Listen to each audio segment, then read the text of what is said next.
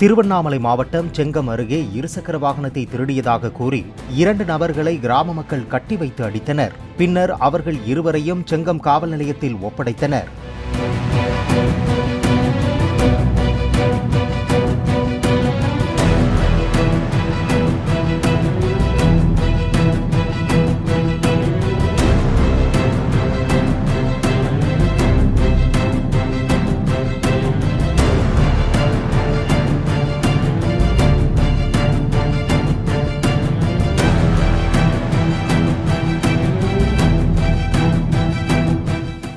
Play store மற்றும் app ஸ்டோரில் இருந்து பாலிமர் செயலியை QR கோடு மூலம் பதிவிறக்கம் செய்யுங்கள். செய்திகளை உடனுக்குடன் பெறுங்கள்.